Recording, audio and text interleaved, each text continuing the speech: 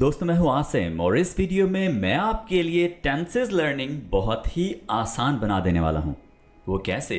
सबसे पहले उन दोस्तों के लिए ये वीडियो ख़ास है जो अपने टेंसेस की रिवीजन करना चाह रहे हैं। वो तमाम टेंसेस को दोहराना चाह रहे हैं ताकि उनके जो कॉन्सेप्ट्स हैं वो एक दफ़ा बिल्कुल तरोताज़ा हो जाए और वो इंग्लिश टेंसेस में मिस्टेक्स ना करें। और वो लोग जो इंग्लिश टेस्ट देने वाले हैं, कोई एग्ज़ाम्स देने वाले हैं, उनके लिए भी ये वीडियो बहुत ही यूज़फुल है। हम तमाम टेंसेस के फार्मूलाज भी सीखेंगे, उनको डिस्कस करेंगे कैसे, कहाँ और क्यों लोग मिस्टेक्स कर जाते हैं, आम तौर पर की जाने वाली गलतियाँ कौन सी हैं और उन्हें हम ओवरकम कैसे करेंगे, यानी उनसे कैसे बच सकते हैं। तो इस तरह की बहुत ही ज़बरदस्त चीज़ें होने वाली हैं हमारी इस चंद मिनट की वीडियो में। तो आइए दोस्तों, बगैर मज़ीद टाइम ज़ाया किए हम सीख लेते हैं तमाम के तमाम tenses with in a few minutes. दोस्तों वीडियो शुरू करने के साथ साथ चैनल को सब्सक्राइब कर दें ताकि आपको हमारी आने वाली इंग्लिश लर्निंग की तमाम वीडियोस टाइम पर मिलें और आप यूं ही अच्छी अच्छी इंग्लिश सीखते रहें। तो आइए शुरू कर लेते हैं हमारी आज की वीडियो। दोस्तों आमतौर पर आपने ये वाली पहचान सुन रखी होगी कि प्रेजेंट इंडेफिनिट टेंस के जो फ़िक्रे हैं उनमें ता है, ती है वगैरह आता है।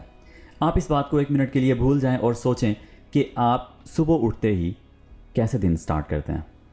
तो आप कहते हैं जी मैं सुबह 8 बजे उठता हूँ, मैं नाश्ता करता हूँ, उसके बाद मैं तैयारी कर लेता हूँ, स्कूल जाता हूँ, जॉब पे जाता हूँ, अपने कारोबार के लिए निकल जाता हूँ या कोई भी काम करता हूँ। ठीक है, उसके बाद जी मैं दोपहर को या शाम को घर वापस आता हूँ। यानी आपकी एक रूटीन है ना, तो उस रूटीन को आप प्रेजेंट इंडेफिनिट टेंस के रूल्स के मुताबिक बताते हैं। ठीक है, यानी ता हूँ बात फिर से वहीं पे आ जाती है, लेकिन आपने याद रख लेना है कि रूटीन आप बेसिकली कैसे बताते हैं, इन तमाम फार्मूलाज को यूज़ करके। ठीक है, अच्छा अब देखें उर्दू फ़िक्रे के आखिर में ता है, ती है वगैरह हमने पहली बात डिस्कस कर ली कि रूटीन, दूसरी आदात, अच्छी बुरी जो भी। तो आप आदात को भी प्रेजेंट इंडेफिनिट के रूल्स के मुताबिक बताते हैं इंग्लिश में। ठीक है, सो आपने याद रख लेना है आदात हो, रूटीन हो और कोई फैक्ट हो, यानी यूनिवर्सल फैक्ट हो, एक हकीकी सच हो। ठीक है, जैसे सूरज मशरिक़ से निकलता है, ठीक है, बारिश आसमान से होती है, हकीकत है जी। ठीक है, इसी तरह से एक ख़ास दर्जा हरारत पर पानी बॉयल हो जाता है, उबल जाता है, साइंटिफिक फैक्ट है, यानी जो हो के ही रहता है। ठीक है, तो दोस्तों आपने 3 चीज़ें याद रख लेनी हैं जो कि आम तौर पर जो बहुत ज़्यादा जहाँ पर ये वाला टेंस यूज़ किया जाता है, रूटीन, हैबिट और एक यूनिवर्सल फैक्ट। ठीक है, ट्रूथ। अच्छा, तो इन सब में एंड पे ता, ते, ती वगैरह ही आता है, याद रखिएगा। हैं, हूँ, है, था, थे, थी नहीं, क्योंकि हम प्रेजेंट की बात कर रहे हैं जी। तो ये हो गई पहचान। अब इसमें एक बात याद रखिए, इसमें हम वर्ब की पहली फॉर्म ही इस्तेमाल करते हैं, याद रख लें। और इसमें इज, एम, आर वगैरह इस्तेमाल नहीं किया जाता।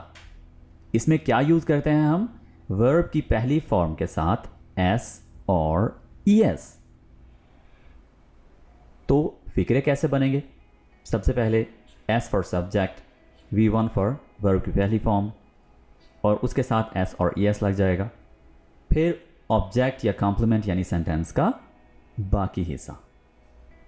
ठीक है, सेंटेंसेस यहाँ पर मैं आपको बनाना नहीं सिखाऊंगा।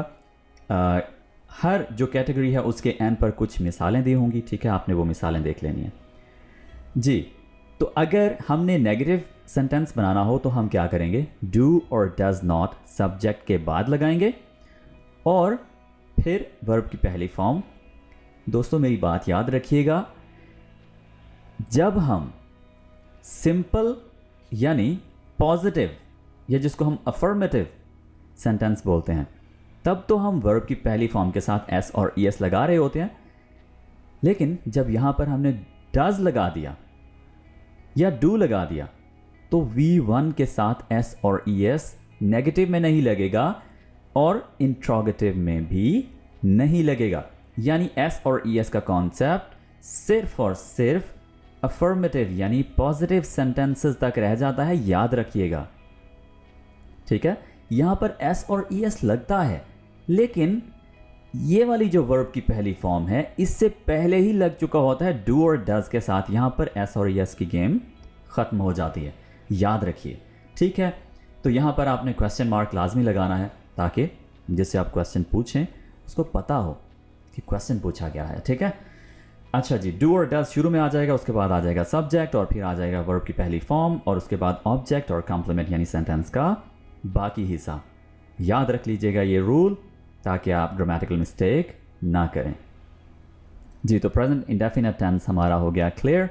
अब आगे बढ़ते हैं जी। तो दोस्तों अब सीख लेते हैं पास्ट इंडेफिनिट टेंस। सबसे पहले इसकी पहचान आ जाती है कि इसके फिक्रे में यानी उर्दू फिक्रे में अलिफ छोटी ए या बड़ी ए आता है। अब ये क्या मामला है? आप कहते हैं कि ये मैंने नहीं किया, तो आप पास्ट के बारे में बताते हैं कि आपने कोई काम नहीं किया। अच्छा, फिर आप कहते हैं जी कि मैंने वहाँ पर एडमिशन लिया। फिर आप कहते हैं कि एक रूटीन के मुताबिक हम बात कर लेते हैं। कल मैं वहाँ गया, वहाँ पर थोड़ी देर मैं ठहरा, उसके बाद मैंने नमाज अदा की, फिर मैं बाज़ार गया। तो आप यहाँ पर नोटिस कीजिए कि छोटी ये आ गया, फिर उसके बाद बाज़ार गया, अलिफ आ गया इन पे। ठीक है, फिर मैं घर की तरफ रवाना हुआ तो फिर से अलिफ आ गया। ठीक है, यानी आप ज़रा फ़िक्रे पे गौर कीजिए, अलिफ छोटी ए या बड़ी ए पे आकर फ़िक्रा एंड हो जाता है। अच्छा, ये हो गई पहचान, यानी आप पास्ट की रूटीन या जो आपने पास्ट में किया उसकी आप बात कर रहे हैं प्रेजेंट में, यानी आप पास्ट की एक कहानी बता रहे हैं। ठीक है जी। तो दोस्तों इस टेंस में एक आम तौर पर की जाने वाली सबसे बड़ी गलती मैं आपको बता दूं, आपने हमेशा उसको अवॉइड करना है और बहुत ज़्यादा लोग वो गलती करते हैं। और वो क्या है जी कि जो अफर्मेटिव सेंटेंस है यानी जो पॉजिटिव सेंटेंस है उसमें तो सेकंड फॉर्म यूज़ हो रही होती है। जैसे आई वेंट टू स्कूल, तो वेंट सेकंड फॉर्म हो गई। Then I left for home, second form left हो गई। I offered prayer, offered second form हो गई। तो ये जितने भी पॉजिटिव सेंटेंसेस हैं इनमें तो आप देख रहे हैं कि हमने सेकंड फॉर्म यूज़ कर ली, लेकिन गलती कहाँ होती है? जब आप नेगेटिव सेंटेंसेस की बात करते हैं ना, जैसे मैंने ये काम नहीं किया, तो आप क्या कह रहे होते हैं? आई डिडंट डिड, बहुत बड़ी गलती हो गई। इसी तरह से I didn't went, I didn't offered. तो आपने जब नेगेटिव या इंट्रोगेटिव सेंटेंसेस बनाने हैं पास्ट इंडेफिनिट में, तो याद रखिए दो वर्ब की सेकंड फॉर्म्स इकट्ठी कभी नहीं रखनी। डिड आ गया, सेकंड फॉर्म बन गई। अब सेकंड फॉर्म आप उसको मज़ीद तंग नहीं करेंगे।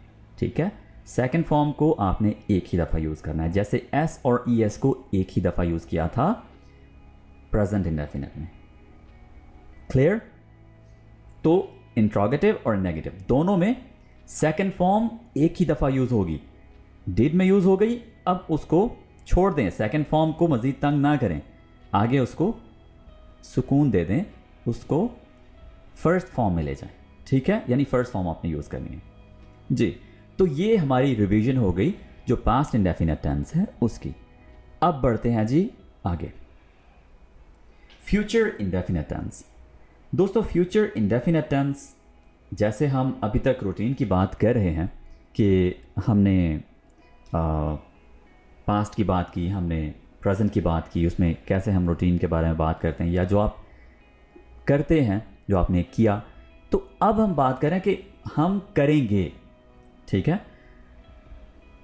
सो गे, गी, गा, ये इसकी पहचान है। यानी उर्दू फ़िक्रे के आखिर में ये आते हैं। फिर वर्ब की पहली फॉर्म इसमें हमेशा इस्तेमाल होती है। विल और शैल का इस्तेमाल होता है, लेकिन शैल अभी बहुत कम इस्तेमाल किया जाता है, इसको आप इग्नोर ही कर दें, ठीक है। तो आप इतना ही समझें कि विल इसमें हेल्पिंग वर्ब है। सो हेल्पिंग वर्ब विल हो गया। सब्जेक्ट सेंटेंसेस हम कैसे बनाते हैं इसके, सबसे पहले सब्जेक्ट और उसके बाद विल, फिर वर्ब की पहली फॉर्म और उसके बाद सेंटेंस का बाकी हिस्सा।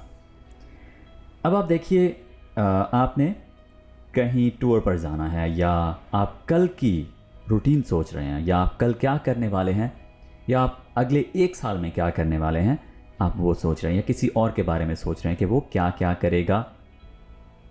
अच्छा, मैं आपके सामने कुछ क्वेश्चंस रख देता हूँ, आप ज़रा उन पर गौर करिए। अच्छा, मैं अगली वीडियो 2 दिन बाद बनाऊँगा, ठीक है। तो गा यानी फ्यूचर इंडेफिनिट, या इसको हम फ्यूचर सिंपल भी कहते हैं। फ्यूचर इंडेफिनिट हो गया। अच्छा, मैं कल वीडियो बिल्कुल भी नहीं बनाने वाला, या मैं कल वीडियो बिल्कुल नहीं बनाऊंगा, ठीक है।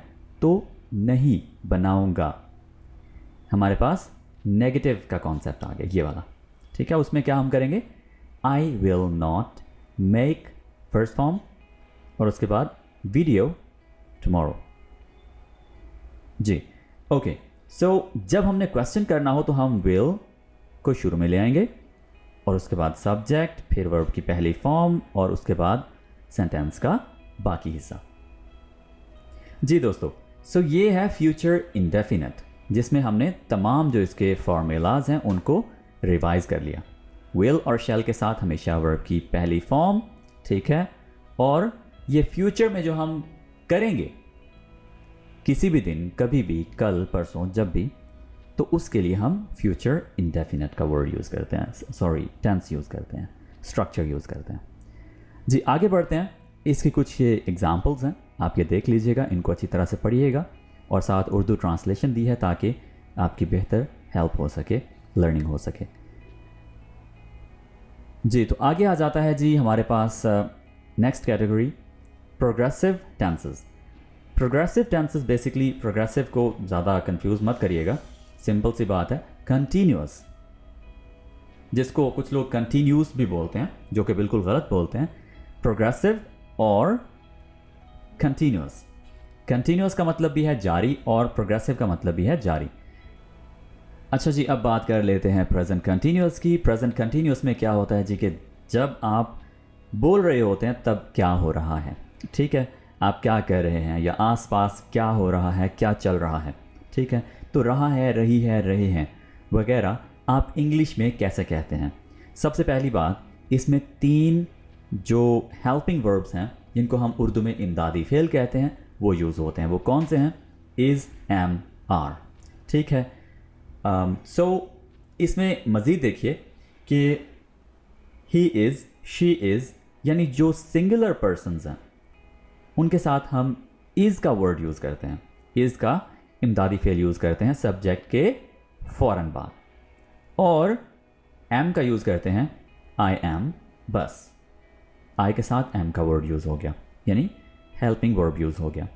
और बाकी जितने भी प्लूरल हैं इंक्लूडिंग यू, तो सबके साथ आर का वर्ड यूज़ करते हैं, ठीक है। So subject plus is am are and then I N G, ठीक है, यानी वर्ब के साथ आई एन जी। सो इस तरह से आप अपना सेंटेंस मुकम्मल करते हैं ऑब्जेक्ट या कॉम्प्लीमेंट के साथ। जी, क्लियर। यानी अब अगर मैं देखूं कि I am recording a video, my mother is cooking the meal, यानी मेरी माँ खाना बना रही हैं, मैं वीडियो रिकॉर्ड कर रहा हूँ। तो जब मैं वीडियो रिकॉर्ड कर रहा हूँ तब और लोग क्या क्या कर रहे हैं, मुझे ये बात जब इंग्लिश में बताना होगी तो मैं प्रेजेंट कंटिन्यूअस के फॉर्मूलाज को यूज़ करूँगा, ठीक है जी। दोस्तों, ये हो गया हमारे पास प्रेजेंट कंटिन्यूअस। आगे बढ़ते हैं, पास्ट कंटिन्यूअस। आप इमेजिन कीजिए जब आप आज स्कूल में, जॉब पर या काम पर थे तो कौन क्या क्या कर रहा था। मैं कहता हूँ जी कि सुबह यानी जो गुजर गया वक्त, तब कौन क्या कर रहा था? मेरी भाभी चाय बना रही थी, ठीक है। अच्छा, मेरे अब्बू काम पर जा रहे थे, ठीक है। मैंने उन्हें देखा काम पर जाते हुए, उन्होंने बाइक निकाली और वो काम पर जा रहे थे, मैंने उन्हें देखा जी। अच्छा, इसी तरह से और भी मुख्तलिफ़ सिचुएशंस। छोटे बच्चे, मेरे कज़न्स, वो खेल रहे थे। अच्छा, कुछ लोग गाड़ी के साथ छेड़छाड़ कर रहे थे। तो मैं सोच रहा हूँ कि पास्ट में कुछ देर पहले या कल परसों तरसों जब भी पास्ट में कौन क्या कर रहा था, तो मेरी आंखों के सामने कुछ सीन्स आ जाते हैं जिनको मैं, वो होते हुए सीन आ जाते हैं यानी मूव हो रहे हैं, तो उनको मैं इंग्लिश में कुछ ऐसे कहूँगा। सबसे पहले मैं क्या कहूँगा, उस शख्स का नाम बोलूँगा यानी जो सब्जेक्ट हो जाएगा। फिर मैं कहूँगा टू बी यानी वाज या वर, ठीक है। अगर सिंगुलर है तो वाज, अगर ज़्यादा लोग हैं इंक्लूडिंग यू तो वर, और उसके बाद आईएनजी और फिर ऑब्जेक्ट और कॉम्प्लीमेंट यानी सेंटेंस को मुकम्मल करने के लिए जो वर्ड्स हैं। अच्छा, सो मैंने आपको कुछ मिसालें दी। Children were playing in the courtyard, और माई फादर यानी subject was leaving for business। अच्छा, अब अगर नेगेटिव बनाना हो तो उसके लिए हमारे पास ये स्ट्रक्चर है, सिर्फ और सिर्फ was या were के बाद, के फ़ौरन बाद not लग जाएगा बस, ठीक है। और अगर हमने इंट्रोगेटिव बनाना हो तो was या were शुरू में आ जाएंगे और उसके बाद सब्जेक्ट, फिर ing वाली वर्ब और फिर ऑब्जेक्ट और कॉम्प्लीमेंट। तो ये रही तरतीब हमारी पास्ट कंटिन्यूस की। जी दोस्तों, आगे बढ़ते हैं। फ्यूचर कंटिन्यूस में हमारे पास पहचान आ जाती है। आप इमेजिन करें कि सर वीडियो बनाने के बाद क्या कर रहे होंगे। सो आपके माइंड में कुछ बातें आएंगी, जैसे रेस्ट कर रहे होंगे। अच्छा, सर शाम को क्या फ्री होंगे, या वो कोई और काम कर रहे होंगे, नेक्स्ट वीडियो पर काम कर रहे होंगे। तो आप इमेजिन करते हैं। अच्छा, या फिर आप सोचिए कि आपने कहीं जाना है, ठीक है, और आप ख्वाबों की जो दुनिया है उसमें गुम है और आप सोच रहे हैं कि हाँ कल मैं इस वक्त वहाँ इंजॉय कर रहा हूँगा, कल मैं अपने दोस्तों को बर्फ़ शरफ़ मार रहा हूँगा, ठीक है। आप मरी या बाकी जो माउंटेन्स हैं, जो मतलब बर्फ़ानी एरियाज़ हैं, वहाँ पर आप जाने का प्लान सोच रहे हैं। तो बेसिकली आप एक चीज़ यानी मुस्तकबिल में एक चीज़ है, उसका आप सोच रहे हैं कि ये हो रहा होगा, मैं ये कर रहा हूँगा, वो ये कर रहे होंगे, ठीक है, वो ये कर रही होगी। तो तब आप फ्यूचर कंटिन्यूअस के स्ट्रक्चर को यूज़ करते हुए यानी रूल्स को यूज़ करते हुए आप बनाते हैं इंग्लिश के सेंटेंसेस। तो वो कैसे बनेंगे? उसके लिए विल और शैल का यूज़ होगा, फिर बी लाजमी याद रखिएगा, बी यूज़ होगा, फिर आईएनजी वाली वर्ब की फॉर्म, और उसके बाद ऑब्जेक्ट और कॉम्प्लीमेंट यानी सेंटेंस को मुकम्मल करने का जो बाकी हिस्सा है। सो विल बी और शैल भी आपने याद रखना है, ठीक है। यानी विल और शैल तो सिंपल जो हमारे पास टेंस था उसमें यूज़ हो रहा था, लेकिन प्रोग्रेसिव में बी लाजमी है, यानी कंटिन्यूअस में बी शैल के फ़ौरन बाद लाजमी है। अच्छा जी, सो आप सोचें कि मैं वीडियो के बाद रेस्ट कर रहा हूँगा। I will be relaxing after making the video, ठीक है। एक मिसाल काफ़ी है, बाकी आप ये देखिए, अगर आपने नेगेटिव बनाना हो तो शैल नॉट और विल नॉट के बाद बी आएगा, याद रखिए। शैल बी के बाद नॉट नहीं आएगा, shall not be, will not be. ये पॉइंट इंपॉर्टेंट है, ये गलती मत करिएगा, ठीक है। अच्छा जी, will she, will he, will they, be, यानी विल और शैल के बाद सब्जेक्ट आ जाएगा, फिर बी आएगा। यानी जब ये वाले दो इंट्रोगेटिव या नेगेटिव हैं तो इनमें आपने विल और शैल को बी के साथ नहीं रखना जैसे आपने यहां पर रखा है, याद रखिएगा जी। तो आगे बढ़ते हैं, कुछ एग्जाम्पल सेंटेंसेस हैं, ये आप देख लीजिएगा। अब हमारे पास थर्ड कैटेगरी आ जाती है परफेक्ट टेंसेस की। परफेक्ट टेंसेस में एक बात तो तय है कि वर्ब की थर्ड फॉर्म लगेगी ही लगेगी और इसमें काम मुकम्मल हो चुका होगा, जिसके लिए उर्दू में आप कहते हैं लिया है, यानी कर लिया है, देख लिया है, देख चुका हूँ, या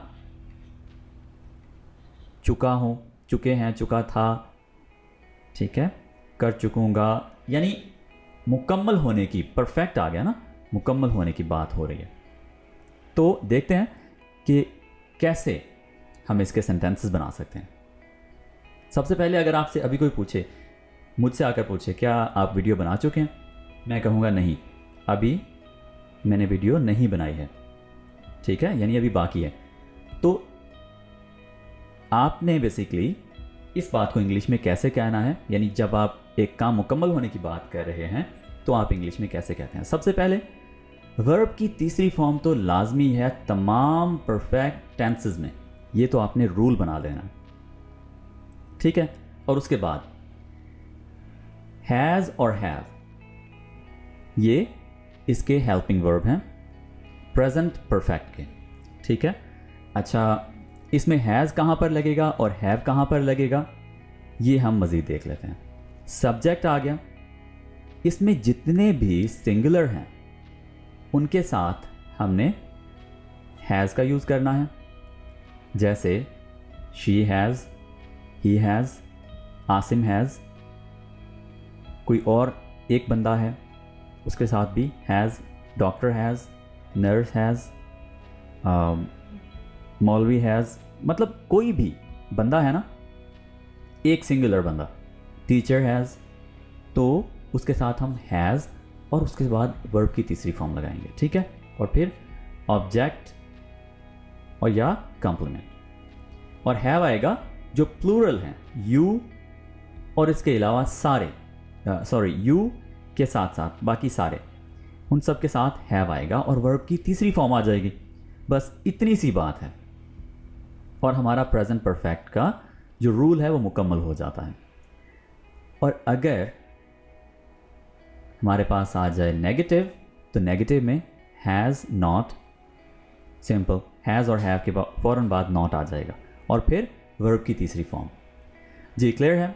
इसी तरह से अगर हमारे पास इंट्रोगेटिव आ जाए तो इंट्रोगेटिव में हैव और हैज़ शुरू में, फिर सब्जेक्ट, फिर वर्ब की तीसरी फॉर्म और सेंटेंस का बाकी हिस्सा। तो दोस्तों ये है प्रेजेंट परफेक्ट, ठीक है। यहाँ पर मैं आपको एक छोटा सा हिंट दे दूँ, जिनके साथ हम एस और ई एस लगाते हैं उन्हीं के साथ ही हम हैज़ लगाएंगे, याद रखें, बाकी सब के साथ हम हैव लगाएंगे। दिस इज इट, इतनी सी बात है। अब आ जाता है जी पास्ट परफेक्ट में। दोस्तों पास्ट परफेक्ट में सिर्फ इतनी सी बात आपने याद रखनी है कि एक तो हैज़ की जगह और हैव की जगह हैड आ जाएगा, यानी प्रेजेंट में हैज़ और हैव है और पास्ट में हैड आ जाएगा, वर्ब की तीसरी फॉर्म यूज़ होगी। और इसमें एक चीज़ आपने याद रखनी है कि चुका था, चुकी थी, चुके थे, यानी एक काम मुकम्मल हो चुका था, ठीक है। सो इसके लिए हम सब्जेक्ट सबसे पहले, फिर हैड और वर्ब की तीसरी फॉर्म और फिर ऑब्जेक्ट या complement. I had finished my dinner, मैं अपना डिनर ख़त्म कर चुका था।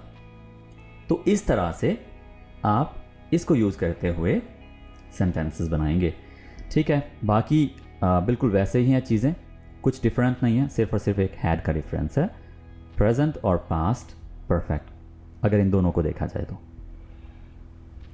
फ्यूचर परफेक्ट में हमारे पास वर्ब की तीसरी फॉर्म बिल्कुल उसी तरह से जैसे मैं पहले आपको बता चुका हूँ, और चूँकि फ्यूचर है तो शैल या विल लग जाएगा, ठीक है। और सब्जेक्ट विल और शैल प्लस हैव और वर्ब की तीसरी फॉर्म, ठीक है। आप इमेजिन करें कि कल मैं वहाँ पहुँच चुका हूँगा, कल मैं इतना काम कर चुका हूँगा, ठीक है। मैंने आज से 3 माह बाद इतनी वीडियोस अपलोड कर दी होंगी, ठीक है।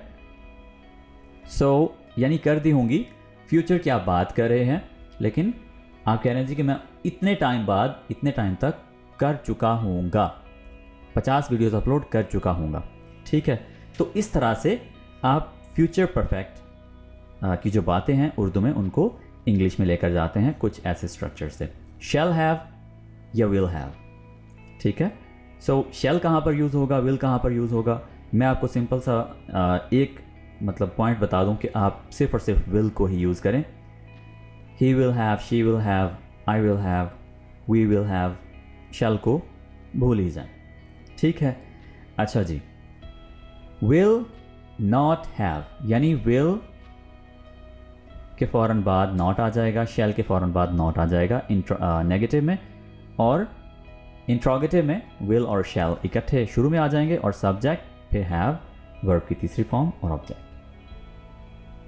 जी, तो ये कुछ एग्जाम्पल्स हैं, इनको ज़रा एक नज़र देख लीजिए ताकि आपके कॉन्सेप्ट्स मज़ीद डेवलप हो जाएं।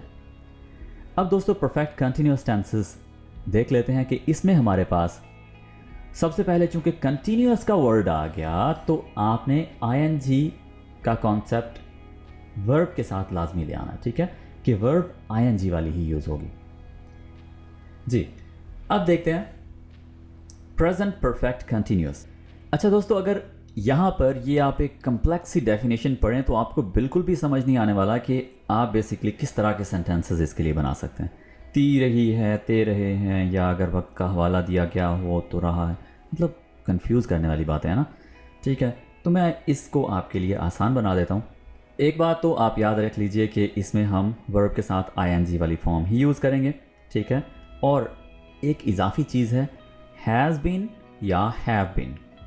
हैज़ बीन उन्हीं के साथ ही लगेगा जिनके साथ एस और ई एस यानी जो थर्ड पर्सन सिंगुलर्स हैं, ठीक है, और हैव बीन बाकी सब प्लूरल्स के साथ। जी, ये दो बातें हो गई क्लियर। अब आप ये देखें कि इसमें हम बातें करते किस तरह की हैं। अच्छा, इसमें आप बातें करते किस तरह की हैं, जैसे आप देखें जी कि आप कोई काम कर रहे हैं, किसी बड़े प्रोजेक्ट पर काम कर रहे हैं, तो कुछ हिस्सा आपका परफेक्ट है यानी मुकम्मल है और बाकी हिस्सा उसका जारी है, ठीक है। तो इसलिए इसको परफेक्ट कंटिन्यूस बोला गया है। कुछ हिस्सा परफेक्ट है और बाकी जारी है। अब कैसी बातें होंगी जी इसमें? सबसे पहले मैं देख लेता हूं जी कि I have been working on YouTube channel for 2 years। 2 साल तो मैं काम मुकम्मल कर चुका हूं, अभी मेरा काम जारी है। शी हैज बिन स्टडिंग, ठीक है, शी हैज बिन स्टडिंग, वो पढ़ रही होगी या पढ़ती रही होगी। फॉर, इसमें खास तौर पर टाइम को बहुत अहमियत है। फॉर 3 days, ठीक है। इसमें टाइम मेंशन करना फ़िक्रे को मज़ीद सेंस देता है, यानी फ़िक्रा मुकम्मल करता है। सो आपने याद रख लेना है हैव बीन और हैज़ बीन, यानी फ़िक्रा कुछ, फ़िक्रे में जो काम बताया जा रहा है वो कुछ मुकम्मल है और बाकी जारी है।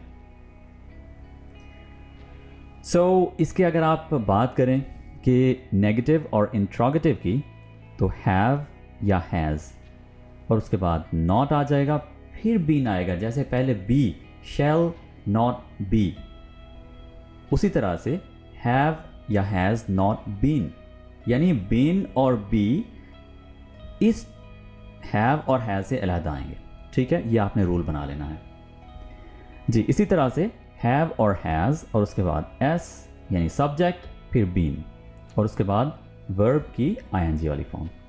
तो दोस्तों ये प्रेजेंट परफेक्ट कंटिन्यूस हो गया। अब बढ़ते हैं जी पास्ट परफेक्ट कंटिन्यूस। उर्दू फिक्रे के आखिर में ता रहा था, ती रही थी, ते रहे थे, इस तरह के सेंटेंसेस इससे बनाए जाते हैं। अब ये कैसे सेंटेंसेस होते हैं, ज़रा ये देख लेते हैं।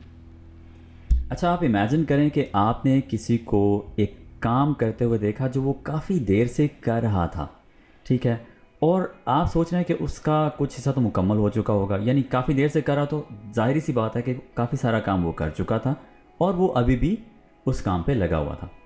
जैसे आप सोचें, एक बंदा एक पेंटिंग बना रहा है, ठीक है, तो आप पास्ट की बात करें कि वो पेंटिंग बना रहा था, स्केचिंग कर रहा था, ठीक है, लेकिन उसका काम अभी मुकम्मल नहीं हुआ, उसने कुछ मुकम्मल कर लिया और बाकी उसका जारी है। तो आप कहेंगे she had been working on making a painting since, और जिस वक्त से वो काम कर रही थी, ठीक है, या फॉर 2 hours, 2 घंटे से, वो 2 घंटे से पेंटिंग पर काम कर रही थी, ठीक है।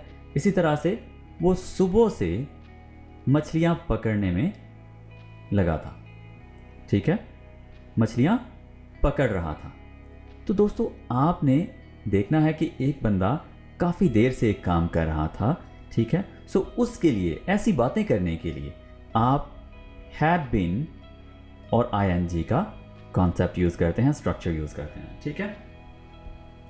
अच्छा, जैसे काम वाली लड़की सुबह से काम नहीं कर रही थी, ठीक है, आप एक स्टोरी बता रहे हैं, तो वो क्या कर रही थी, वो सिर्फ इधर उधर घूम फिर रही थी, काम नहीं कर रही थी, तो वो सुबह से काम नहीं कर रही थी, ठीक है।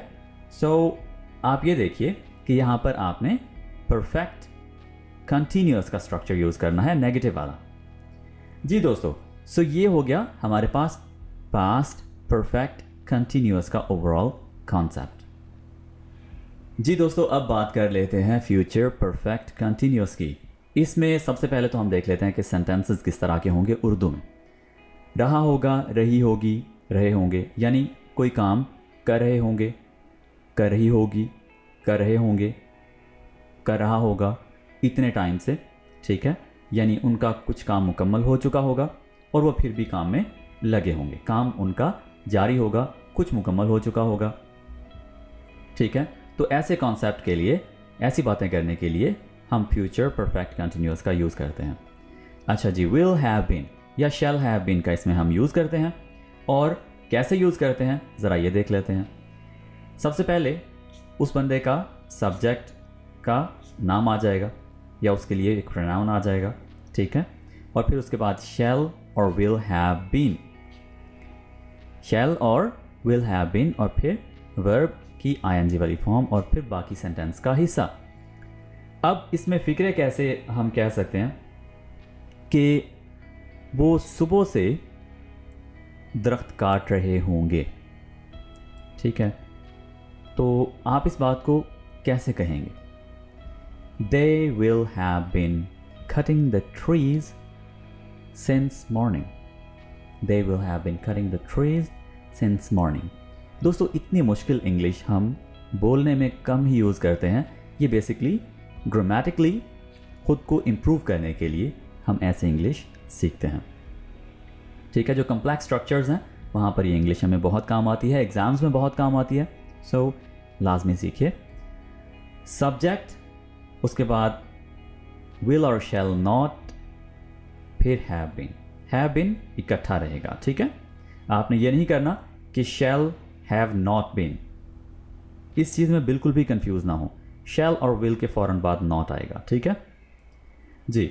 सो ये जो हमने अभी तक परफेक्ट कंटिन्यूअस टेंसेस सीखे हैं, इनकी आप सबसे पहले तो एक काम ये करिए कि ये जो 3 एग्जाम्पल्स बताई हुई हैं इनको एक दफ़ा गो थ्रू कर लीजिए, और मज़ीद गूगल कीजिए, और काफ़ी सारे जो सेंटेंसेस हैं मुख्तलिफ वेबसाइट से उनकी एक दफ़ा रीडिंग करिए, ताकि आपको पता चले कि किस किस तरह के सेंटेंसेस बनाए जाते हैं परफेक्ट कंटिन्यूअस टेंसेस को यूज़ करते हुए, इसके अलावा जो बाकी टेंसेस हैं उनको यूज़ करते हुए, और एक आध ऑनलाइन टेस्ट भी दीजिए ताकि आपकी जो लर्निंग है वो मज़ीद स्ट्रॉन्ग हो जाए।